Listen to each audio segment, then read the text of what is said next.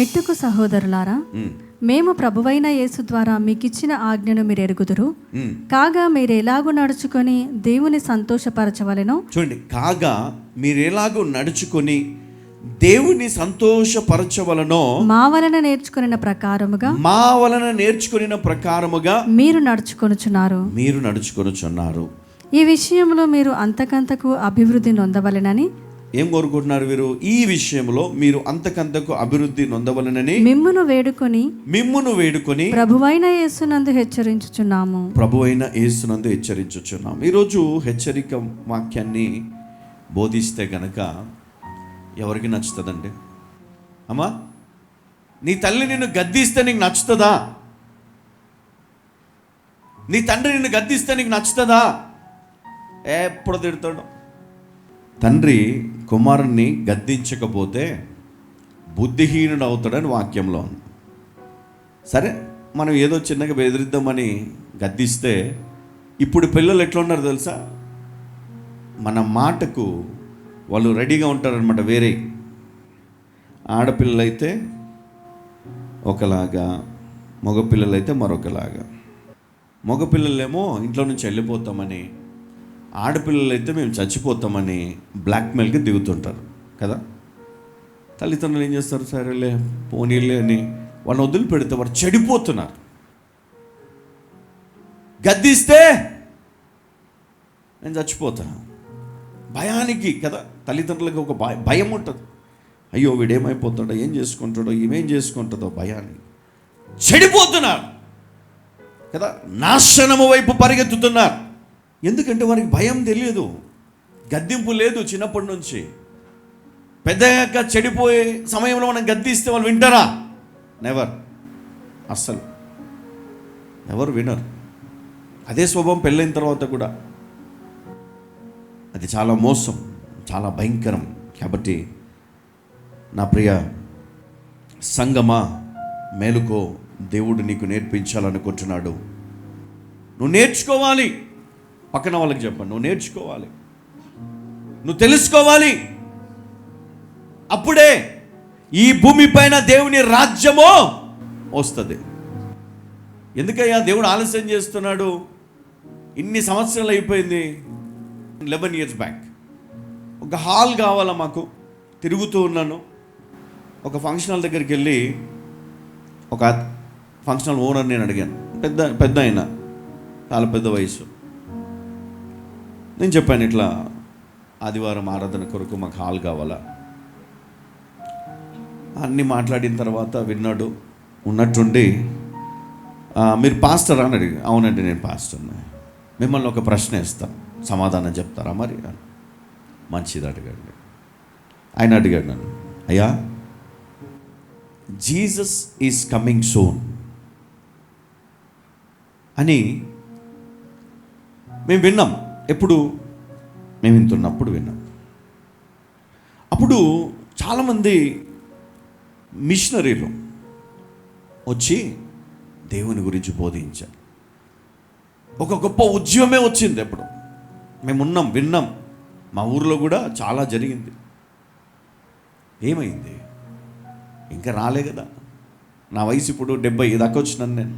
ఇంకా రాలే, ఇంకెప్పుడు వస్తాడు అన్నాడు ఎగతాళిగా. అప్పుడు నేను అన్నాను, చూడండి అయ్యా, యేసుక్రీస్తు ఒకవేళ ఆయన చెప్పినట్లు ఈరోజు ఆయన వస్తే ఎంతమంది నేను పరలోకాన్ని తీసుకుపోతాను? అందరిని తీసుకుపోడు. ఆయన నశించిపోతున్న వారిని రక్షించడానికి వచ్చాడు. పాపులు ఎక్కువ అవుతున్నారు. ప్రతిరోజు సువార్త బోధించినా ఇంకా ఆయన 33.5 సంవత్సరాలు బ్రతికాడు. 3.5 సంవత్సరాలు పరిచర్య చేశాడు. ఎన్నో వేల మందికి ఆయన రక్షణ మార్గం చూపించాడు. చనిపోయినాడు, 3వ దినంన తిరిగి లేచాడు. ఆ సువార్త అందరికీ ఇంకా అందలేదు, అందుతుంది, దగ్గరికి వస్తుంది. తప్పకుండా ఆయన వస్తాడు అని చెప్పాను. నవ్వి, సరేలే మా దగ్గర హాల్ లేదు, మేము ఇయ్యలేము అని చెప్పాను. సరే మంచిది. ఎందుకు ఈ మాటని జ్ఞాపకం చేశాను అంటే, అన్యులు మనలను హేళన చేసే పరిస్థితుల్లో ఈరోజు సంఘం ఉంది. ఎవరిచ్చారు ఈ అవకాశం? నువ్వే.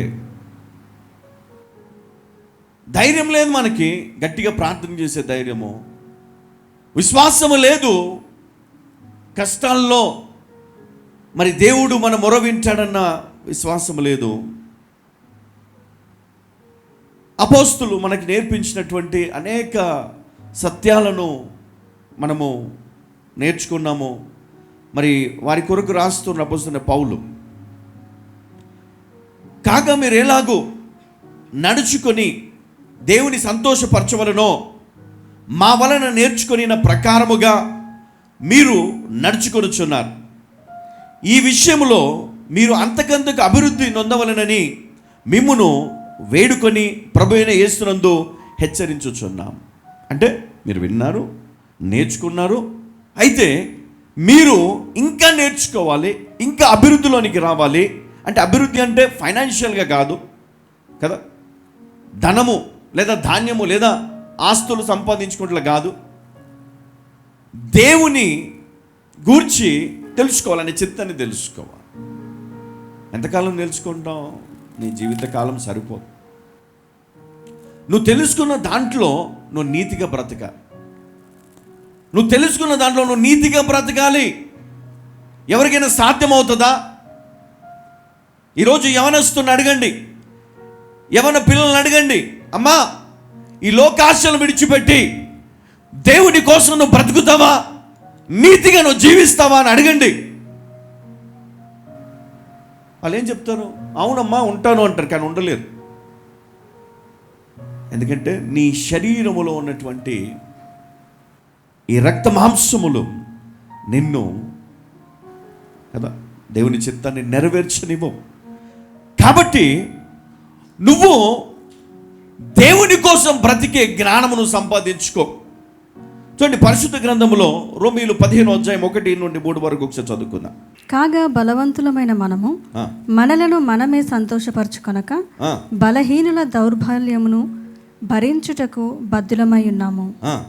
తన పొరుగువానికి క్షేమాభివృద్ధి కలుగునట్లు మనలో ప్రతివాడును మేలైన దాని యందు అతనిని సంతోషపరచవలెను. క్రీస్తు కూడా తన్ను తాను సంతోషపరచుకునలేదు, కానీ నిన్ను నిందించు వారి నిందలు నీ మీద పడెను అని వ్రాయబడి ఉన్నట్లు ఆయనకు సంభవించెను. ఇక్కడ మనం చూస్తా ఉన్నాం ఏంటంటే, తమ కొరకు తాము జీవించు వారు దేవుని చిత్తాన్ని నెరవేర్చలేరు. నా కొరకు నేను జీవిస్తే నేను దేవుని సంతోషపరచలేను, దేవుని మహిమపరచలేను, దేవుని గణపరచలేను, దేవుని స్తుతించలేను, దేవుని ఆరాధించలేను. నా కొరకు నేను బ్రతుకుతే. యేసుక్రీస్తు తన కొరకు తను బ్రతకలేదు. తన శరీరానికి లేదా తన కుటుంబానికి సంతోషము కలుగు నిమిత్తము ఆయన జీవించలేదు. తండ్రిని సంతోషపరచాలనుకున్నాడు, అంటే దేవుణ్ణి ఆయన ఘనపరచాలనుకున్నాడు, దేవుని చిత్తాన్ని జరిగించాలనుకున్నాడు, దేవుని కోసము బ్రతికాడు, దేవుని కోసము ఆ యొక్క వేదన అనుభవించాడు, దేవుని కోసము ప్రాణమును అర్పించాడు. హల్లెలూయా కదా. నీ చిత్తమే సిద్ధించును గాక. హల్లెలూయా. తండ్రి నీ చిత్తమే నా జీవితంలో జరగాలి. ఈరోజు ఎవరైనా చెప్తాను ఈ మాట, ఫస్ట్ నేను బ్లెస్ అవ్వాలి, ఫస్ట్ నేను అభివృద్ధి పొందాలి, నేను చాలా గొప్పగా దీవించబడాలి, అప్పుడే దేవుని సేవ. దేవుని కొరకు మాట్లాడతాను, దేవుని కోసం నిలబడతాను, దేవుని కోసము నేను ఏదైనా చేస్తాను. కానీ ఈరోజు ఎవరున్నారు? నీ ఆస్తిని విడిచిపెట్టి నన్ను వెంబడించు అన్నాడు ఆయన. నీ ఆస్తిని బీదలకు పంచి నన్ను వెంబడించు. సారీ కదా, అమ్మో మా వల్ల కాదండి, ఎంతో కష్టపడి సంపాదించుకున్నాం, ఎంతో కష్టపడి నా తండ్రి సంపాదించాడు, ఎంతో కష్టపడి రాత్రి పగలు కష్టపడి చెమటోడ్చి ఈ ఆస్తులన్నీ కూడగట్టుకున్నాము, మేము ఎలా వదిలిపెడతామండి? ఒక సహోదరుడు సేవ అన్నాడు, సేవలోకి వచ్చాడు, సేవ చేశాడు, కానీ డబ్బు కనబడలేదు. ఎక్కడ డబ్బు లేదు, సేవలో కనబడలేదు. కొంతమంది ఉంటారు, వాళ్ళకి చాలా డబ్బు ఉంటుంది, వాళ్ళు బ్లెస్ అవుతూ ఉంటారు, చాలా డబ్బులు ఉంటాయి. వాళ్ళని చూసి సేవకి వెళ్తే డబ్బులు వస్తాయేమో అని అని అనుకుని సేవలోనికి వెళ్తే అతనికి డబ్బు కనబడలే. ఎంతో కాలం ప్రయత్నం చేసి చివరికి ఇందులో డబ్బు లేదని విడిచిపెట్టి తిరిగి వెళ్ళిపోయాడు వెనక్కి. కష్టాలు వస్తాయి, బాధలు వస్తాయి, నిందలు వస్తాయి, అవమానము, ఇరుకులు, ఇబ్బందులు, వేదన, భయము, అంటే ఎన్నో జరుగుతూ ఉండేవి సేవను ఆటంకపరచడానికి.